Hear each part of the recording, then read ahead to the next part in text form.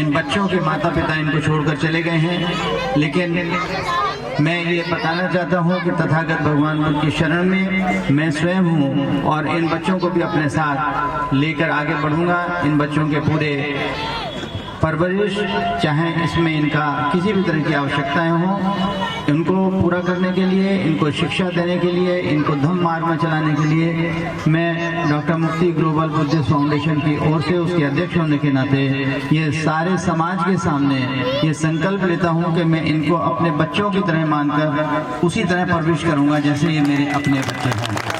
मैं इनके लिए मंगल कामना करता हूं और आप लोगों से भी निवेदन करता हूं कि आप इनके लिए मंगल कामना करें और शीघ्र ही आप देखेंगे कि समाज में अपना ऐसा स्थान और नाम बताएंगे कि धर्म के क्षेत्र में आगे बढ़ेंगे, शिक्षा के क्षेत्र में आगे बढ़ेंगे, कि अपने माता पिता का नाम रोशन करेंगे, पूरे समाज का नाम रोशन करेंगे। भारत के राष्ट्रपति डॉक्टर राजेंद्र प्रसाद, भारत के प्रधानमंत्री पंडित जवाहरलाल नेहरू, ये दोनों मेरे बीच में है। मैं इन्हें भारतीय संविधान सौंपता हूँ।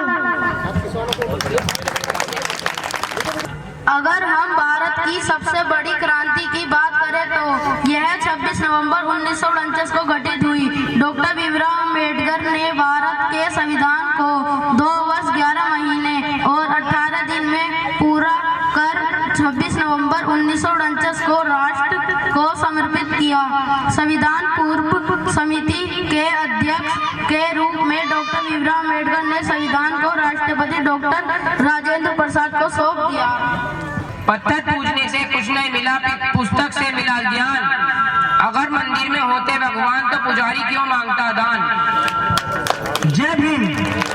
जिसने लिया भीम से वो देगा भीम को, जिसने न लिया भीम से वो क्या देगा भीम को। जय भीम। सूरज क्या जाने चांद क्या होता है, धरती क्या जाने आसमान क्या होता है। जो जिंदगी भर भगवान के नाम पर भीख मांगते रहे उन्हें क्या पता भारतीय संविधान क्या होता है। जय भीम।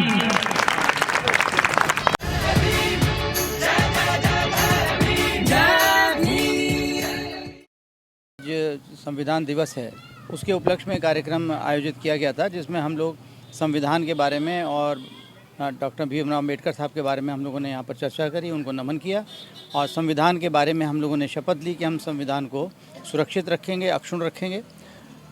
इसके अलावा जो आज यहाँ पर जो महत्वपूर्ण बात मैं आपको बताना चाहूँगा, ये बताना चाहूँगा कि हम लोगों ने डॉक्टर भीमराव अंबेडकर की जो मूलभूत शिक्षाएँ हैं उनको भी हम लोगों ने यहाँ आत्मसात किया और हमने इस बात को यहाँ पर बताया कि डॉक्टर भीमराव अंबेडकर को हम मात्र एक संविधान निर्माता या वंचितों के पोषक और संरक्षक कहकर हम उनको नज़रअंदाज नहीं कर सकते।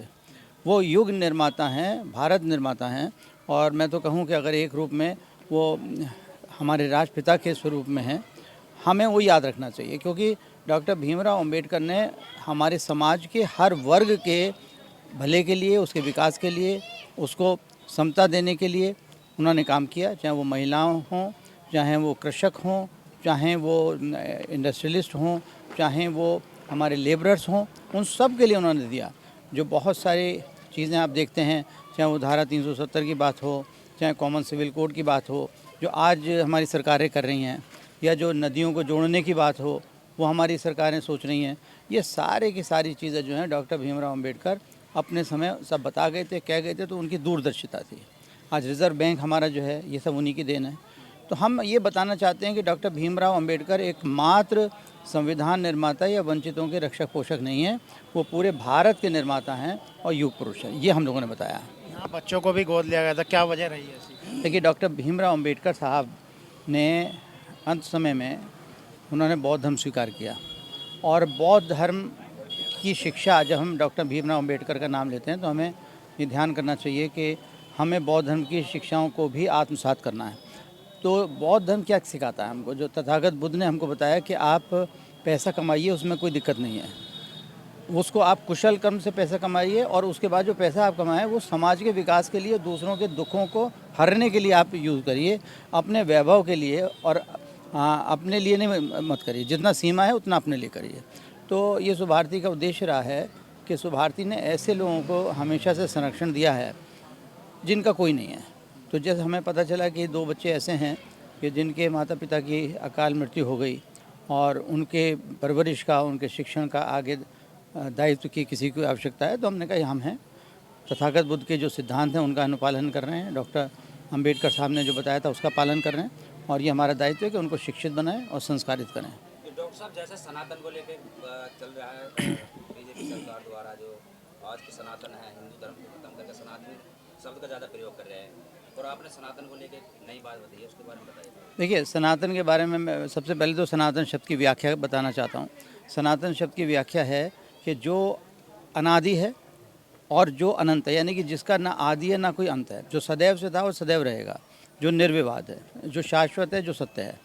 तो कई बार हम देखते हैं कि समाज का एक वर्ग जो हमारा विशेष रूप से जो मूर्ति पूजक हिंदू वर्ग है, वो कहता है कि अपने आप को हम सनातनी हैं।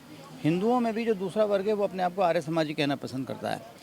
तो ये मेरा कहना है कि मूर्ति पूजा तो सनातन नहीं हो सकती, हमेशा से नहीं थी। मूर्ति पूजा तो बहुत बाद में आई है।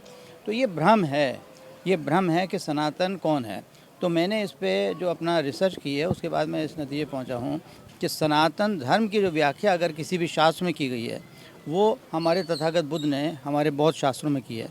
और उन्होंने जब सबसे पहले अपना उपदेश दिया भिक्षुओं को सारनाथ में, तो उन्होंने भिक्षुओं को कहा कि हे भिक्षुओं, मध्यम मार्ग पे चलो।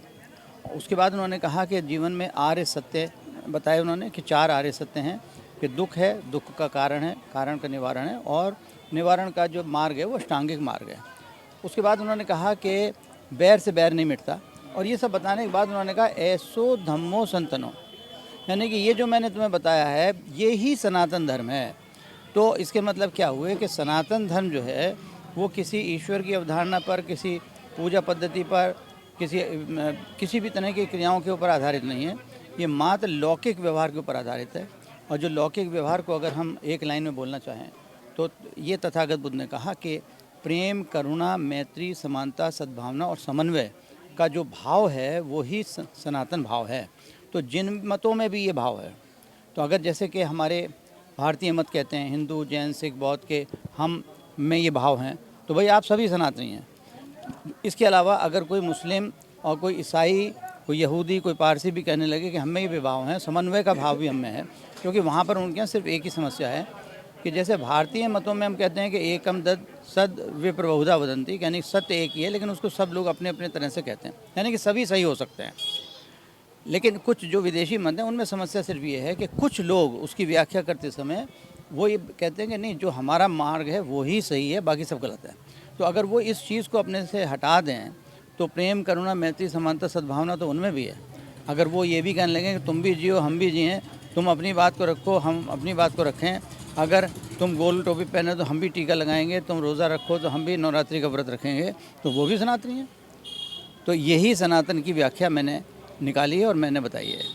डॉक्टर साहब, जो कथावाचक आज जो पाखंड फैला रहे हैं उनको लेकर क्या कहोगे आप? जैसे बागेश्वर धाम वाले हैं, देवेंद्र किशन शास्त्री, उन्होंने जाति तोड़ो एक रैली निकाल रखी है, एक यात्रा, कह रहे कि जाति टूट जाएगी। ऐसे जाति ऐसे नहीं टूट सकती, जाति व्यवहार से टूटेगी, भाषणों से नहीं टूटती है। हमारे सबसे पहले जो हमने जातिहीन समाज का भी हम लोगों ने एक आंदोलन शुरू किया हुआ है, और हमने उसको कहने से नहीं किया, हमने उसके 4 सूत्र बताए हैं, और उन 4 सूत्रों का अनुपालन अगर होगा तो वास्तव में एक ना एक दिन जाति की व्यवस्था वो कम होगी, और कम होगी तो टूट भी सकती है। तो उसमें सबसे पहला ही कि नामों से जाति सूचक शब्द हटाइए। जब तक आप जाति सूचक शब्द लगाए रहेंगे कि भाई मैं शर्मा हूँ, मैं वर्मा हूँ, मैं अग्रवाल हूँ, मैं, तो ये अपने आप इंगित करता रहेगा कि आप कोई जाति व्यवस्था मानते हैं।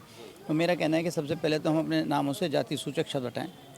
उसके बाद व्यवहारिक रूप से हम लोग एक साथ बैठ के खाना खाएं बिना सोचे हुए कि दूसरा व्यक्ति कौन है।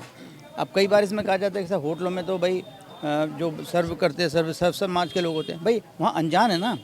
मैं कहता हूँ जानबूझ के अगर मैं किसी वाल्मीकि के घर जाकर खाना खा सकता हूँ, उसकी माँ बहनों का बनाया हुआ, और वो भी नहीं, अब जैसे नेता लोग कई बार आप देखेंगे तो उनका खाना तो आ गया वो किसी बड़ी बड़ी कंपनी से, बैठ गए खा गए उनके घर में। अरे हम कहते हैं ये माँ बहनों का बनाया हुआ खाओ, तो ये हम लोग अपने जीवन में उतार भी रहे हैं। और तीसरा, मंदिरों में या आराध्य स्थलों में भाई सबके लिए खुली होनी चाहिए, जो जिसका आराध्य जाना चाहे उससे कोई पूछे ना कि भाई तुम्हारा वर्ण क्या, तुम्हारी जाति क्या। और चौथा, जो बाबा साहब ने भी कहा था कि ये सारे सूत्र मैं नहीं दे रहा हूँ, ये सब बाबा साहब के दिए हुए हैं। बाबा साहब ने कहा था सारे सूत्र बेकार हैं। अगर अंतर्जातीय विवाह में आपने रोक लगा दी तो अंतर्जातीय विवाहों को प्रोत्साहन दीजिए, तो ये जब होगा तब जाति दूर होगी। भाषणों देने से, यात्राएं निकालने से नहीं होगी जाति दूर। और जो गोबर खिलाने की बात हो रही है, वो अनुराध आचार्य है, गोबर खिलाने से संतान पैदा हो जाएगी, इस तरीके की बातें कर रहा है।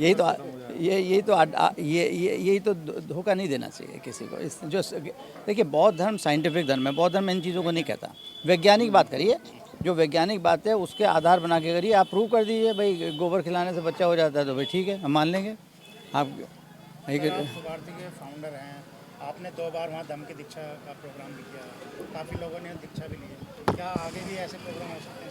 क्यों नहीं होंगे, बिल्कुल होंगे, अवश्य होंगे।